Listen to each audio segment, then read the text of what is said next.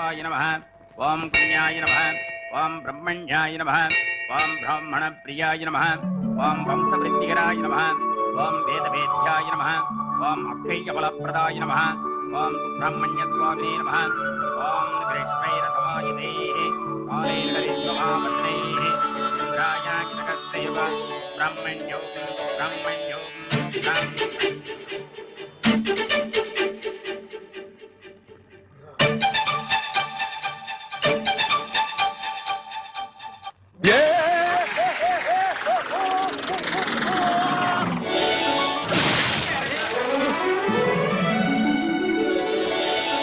മുരുക, എന്താ കുട്ടിയെ ഇന്ന് വളരെ സന്തോഷത്തിലാണല്ലോ. എന്താ വിശേഷം? എനിക്ക് ബാങ്കിൽ അസിസ്റ്റന്റ് മാനേജറായിട്ട് സെലക്ഷൻ കിട്ടി തിരുമേനി. ആണോ? നന്നായി വരൂട്ടോ. മുരുക, നാളെ തന്നെ ചെന്നൈ പോകണം. ഒരു പ്രശ്നമില്ലാതെ ജോലിക്ക് കയറണം. അവിടെ നല്ലൊരു പേരുണ്ടാക്കണം. അധികം വൈകാതെ നല്ലൊരു പ്രൊമോഷൻ കിട്ടി പെട്ടെന്ന് ലൈഫിൽ സെറ്റിൽ ആവണം. ഇതാ ഈ അപ്പോയിന്റ്മെന്റ് ലെറ്റർ വെച്ച് പെട്ടെന്ന് പുഷ്പാഞ്ജലി നടത്തി. എല്ലാ അനുഗ്രഹങ്ങളും ഉണ്ടാവും.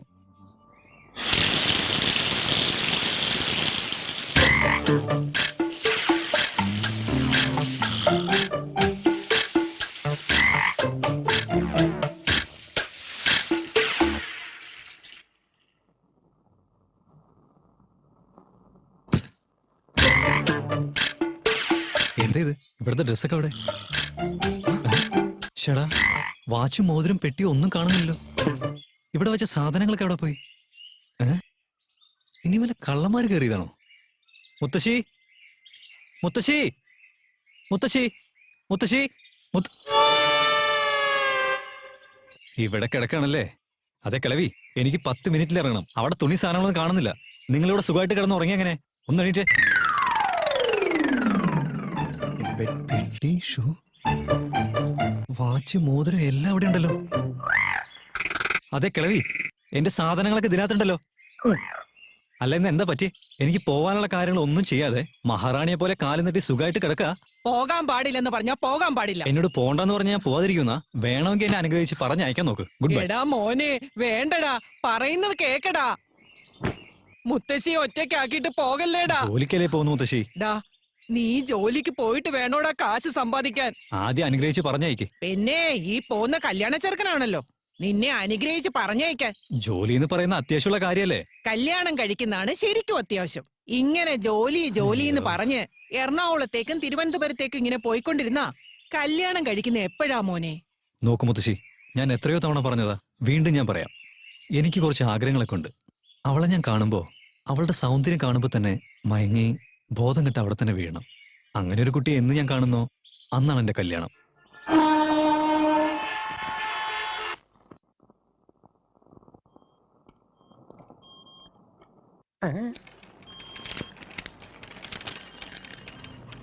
അതെ, ഇതൊക്കെയാണോ നിങ്ങൾ ബാങ്കിൽ വരുന്ന സമയം? എനിക്കെങ്ങാനും ദേഷ്യം വന്നാലുണ്ടല്ലോ, ഒരു ഒറ്റ മാസത്തെ ശമ്പളം ഞാൻ എല്ലാത്തിന്റെയും കയ്യിൽ നിന്ന് കട്ട് ചെയ്ത് കളയും. പറഞ്ഞേക്കാം കേട്ടോ. Excuse me. Yes, I am Jeeva. I am Lonappan, the great manager of this bank. Who are you? നിങ്ങളെ തൂക്കിയെറിഞ്ഞ് നിങ്ങളുടെ പോസ്റ്റിലേക്ക് വരാൻ പോകുന്ന ആള് ഞാനാണ്. മാനേജർ? നീ മാനേജരോ? ഭയങ്കര മാനേജർ തന്നെ. നിന്നെ അല്ല പറയണ്ടേ, നിന്നെ അപ്പോയിന്റ് ചെയ്തില്ലേ അവനെയാ പറയണ്ടേ. വെറുതെ കയ്യിൽ ഒരു അപ്പോയിന്റ്മെന്റ് ലെറ്ററും പിടിച്ചോണ്ട് വന്നിട്ട് വല്ല കാര്യമുണ്ടോ? നിനക്ക് എന്ത് എക്സ്പീരിയൻസാ ഉള്ളത്? നാളെ നീ ചെയ്യുന്ന അബദ്ധത്തിനൊക്കെ ബാക്കിയുള്ളവന്റെ മുടിയല്ലേ കൊഴിയുന്നേ.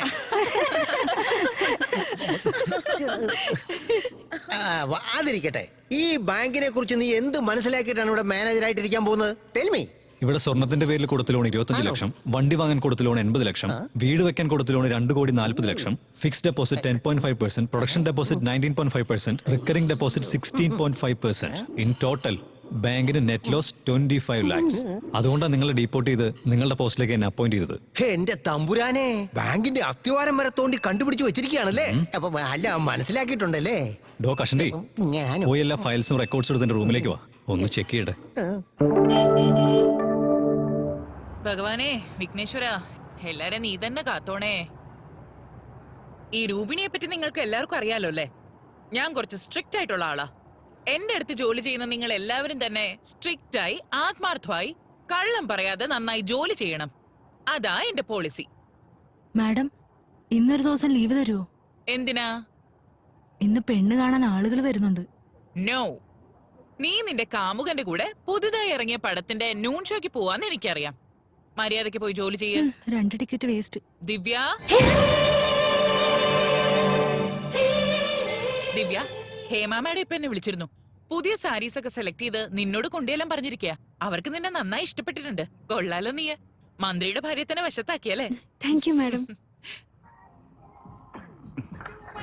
Thank you. Okay sir.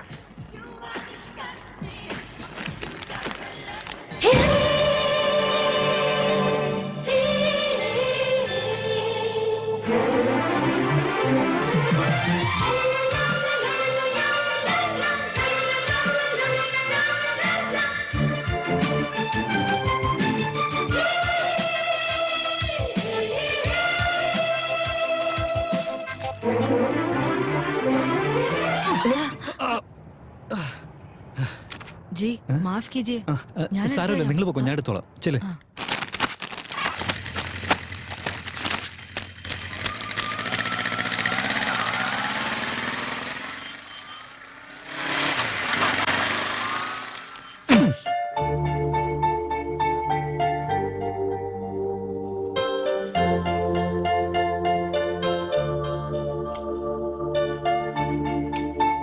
Hello hi.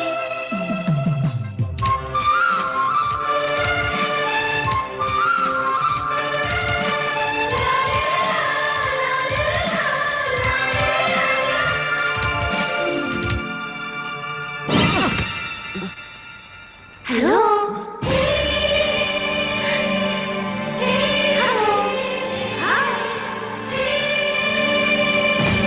ഇവിടെയുള്ള മലയാളം, തമിഴ്, തെലുങ്കു, കന്നഡ ഒപ്പം ഹിന്ദിയും സംസാരിക്കുന്ന എന്റെ പ്രിയപ്പെട്ട മക്കളെ, ഗ്രാമീണതയുടെ അഴകിൽ ഒഴുകി നടന്നിരുന്ന ഞാൻ വാടക കൊടുക്കാനാവാതെയും അയൽവക്കത്ത് താമസിച്ചിരുന്ന സഹോദരന്മാരുടെ കുത്തിക്കുത്തിയുള്ള സംസാരങ്ങളും ടോർച്ചറിങ്ങും താങ്ങാനാവാതെയും അവിടെ നിന്നിറങ്ങി എന്റെ കൽപ്പനകളുടെ മായാ ലോകത്തെത്തിയിരിക്കുകയാണ്. I am the great director James Thomson. വലിയൊരു ഡയറക്ടറാകാൻ വേണ്ടി ഈ കോളനിയിലേക്ക് വന്നതാ. എനിക്ക് നവരസങ്ങളുള്ള ഒരു കഥ വേണം. ഈ കോളനിയിലെ വിചിത്ര സ്വഭാവമുള്ള ക്യാരക്ടേഴ്സിനെ വെച്ച് ഞാൻ കോമഡി സെന്റിമെന്റ്സ് കലർന്നൊരു ലവ് സ്റ്റോറി എഴുതാൻ പോവാ. എന്റെ സിനിമാ ജീവിതത്തില് ഈ മഹാന്മാരെന്നെ എന്തെല്ലാം കാര്യങ്ങൾ പഠിപ്പിച്ചിരിക്കുന്നു. ഈ മഹാന്മാരുണ്ടാക്കിയെടുത്ത ചരിത്രങ്ങൾ ഒന്നും തന്നെ ഇവിടുന്ന് മാഞ്ഞു പോകുന്നതല്ല. ഞാനും ഒരു മഹാനാണെന്ന നിലയിൽ ഈ കോളനിയിലുള്ള ചില ക്യാരക്ടേഴ്സിനെ നിങ്ങൾക്ക് പരിചയപ്പെടുത്താൻ പോവുകയാണ്. ആദ്യത്തെ ക്യാരക്ടറിന്റെ എൻട്രി.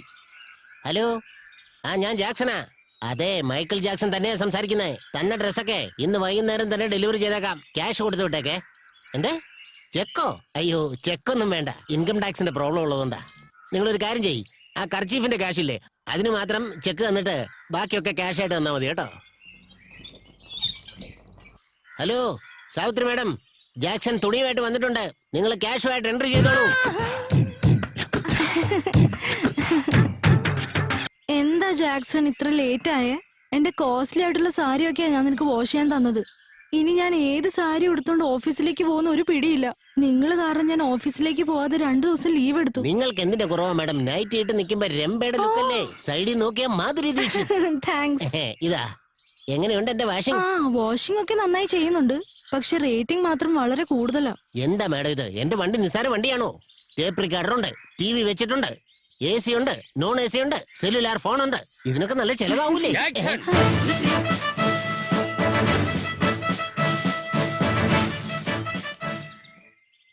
ജാക്സൺ, ഞാൻ ആർമിയിൽ നിന്നും റിട്ടയർ ആയ മേജറാണ്. ഈ കോളനി അസോസിയേഷൻ പ്രസിഡന്റ്. ഞാൻ ആകെ ഞായറാഴ്ചകളിൽ മാത്രമാണ് ഇംഗ്ലീഷ് സംസാരിക്കാറ്. അതിനിടയിൽ നീ ഇവിടെ എന്തിനാണ് സെല്ലുലാർ കണകുണ എന്നൊക്കെ പറയുന്നത്? ഒന്ന് നിർത്ത് സാർ. കുറെ നാളായിട്ട് കാണുക. റിട്ടയർ ആയ അന്ന് മുതൽ ഒറ്റ ഡ്രസ്സാ. അടുത്തേക്ക് വരാൻ പറ്റുന്നില്ല. എന്തൊരു നാറ്റമായത്. ഒരു പ്രാവശ്യം ഇതൊന്നും ഊരി എന്റെ കയ്യിലേക്ക് താ. ഫോറിൻ സെന്റ് മേടിച്ച ബിസ്ലറി വാട്ടറിൽ വാഷ് ചെയ്ത് ഞാൻ അങ്ങോട്ട് തന്നാലുണ്ടല്ലോ സാറിന് അറ്റാക്ക് വരും. എന്താ? അറ്റാക്കിനെ കുറിച്ച് നീ എന്റെ അടുത്ത് സംസാരിക്കണ്ട. ഇങ്ങനെ തന്നെയാണ്. ചൈനയിൽ വാർ നടക്കുന്ന സമയത്ത് ഞാൻ അവിടെ ബോംബിട്ട് കളിക്കുകയായിരുന്നു. അടുത്ത് നിന്നവരൊക്കെ മൂക്കുമൊത്തി കാണും. ഈ ബോംബിനെ കുറിച്ചല്ല പറഞ്ഞത്, യുദ്ധത്തിലിടുന്ന വാർ ബോംബ്. അയ്യോ,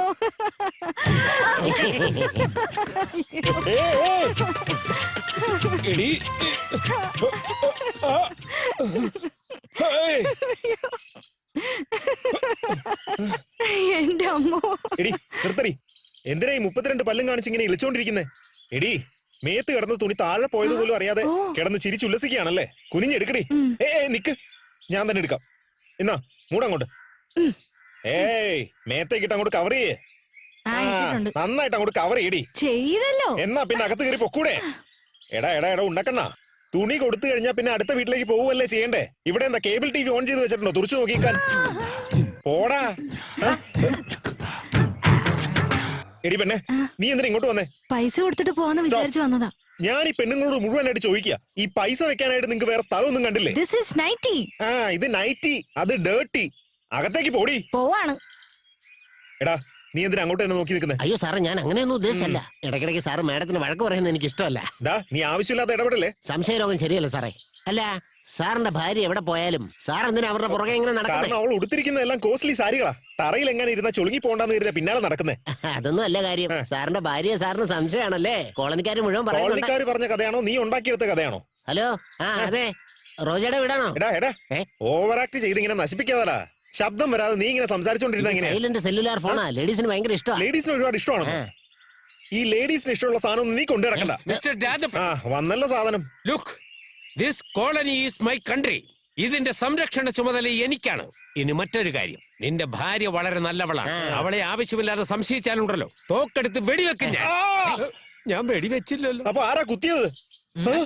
എടാ മൈസൂർ പോണ്ടേ, കണ്ടവന്മാരെയൊക്കെ സൂചിക്ക് കുത്തുന്നതാണോടാ നിന്റെ പരിപാടി? എന്റെ പേര് സൂചി ബാബു. സൂചി കൊണ്ട് കുത്തുന്നതാണ് എന്റെ മാനറിസം. മാനറിസം മണ്ണാൻ കേട്ടാ. ഞാൻ ഇനി നാളെ ഇങ്ങനെ വെളിക്കിരിക്കൂടാ.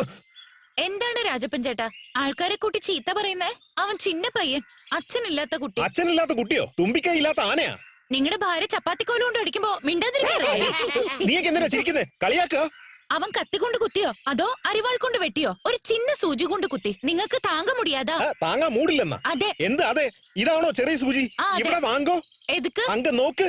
അങ്ങ എന്തുണ്ട്? എന്താ?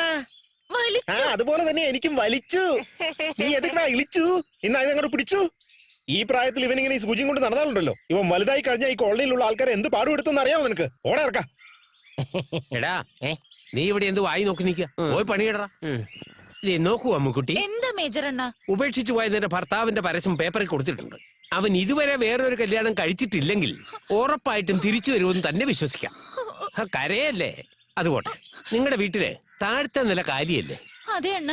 എന്നോട് ചോദിക്കാതെ തിരക്ക് പിടിച്ചത് ആർക്കും കൊടുക്കാൻ പാടില്ല. എനിക്ക് നല്ല വാടക കിട്ടിയാ പോതും. നിനക്കത് ചെയ്തു തരാതിരിക്കുവോ? ഉറപ്പായിട്ടും വാങ്ങിച്ചു തരും. പക്ഷെ ഒരു കാര്യം, ഈ സൂചിയും കൊണ്ട് നടക്കുന്നില്ല നിന്റെ മോൻ. അവൻ എന്റെ പരിസരത്ത് പോലും വരാതെ നോക്കിക്കൊള്ളണം. അയ്യോ, സമയായല്ലോ. അമ്മേ, അമ്മേ. വരുന്നു മോളെ. പെട്ടെന്ന് വാ അമ്മേ, സമയം പോവാ.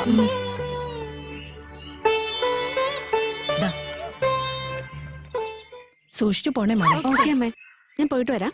By Julie. Bye uncle. Bye baby. സൂക്ഷിച്ച്. Don't worry sister, she's a daring girl. 1965 Pakistan വാറില് ഞാൻ യുദ്ധം ചെയ്തുകൊണ്ടിരിക്കുമ്പോൾ എയർഫോഴ്സിലെ ഒരു യങ് ലേഡി പൈലറ്റ് ഉണ്ടായിരുന്നു. Nowadays girls are very bold. നമ്മുടെ ദിവ്യക്കെങ്ങാനും നല്ലൊരു പയ്യനുമായിട്ടുള്ള കല്യാണം നടന്നു കഴിഞ്ഞാൽ she will be all right and happy. What do say? അങ്ങനെ നടന്നാ അതെനിക്ക് സന്തോഷം തരുന്ന കാര്യ. അതെന്താ നടന്നാലെന്ന് പറയുന്നത്? നടക്കും. ഓക്കെ, ഇന്ന് ഈവനിംഗിൽ എത്തിച്ചേക്കാം.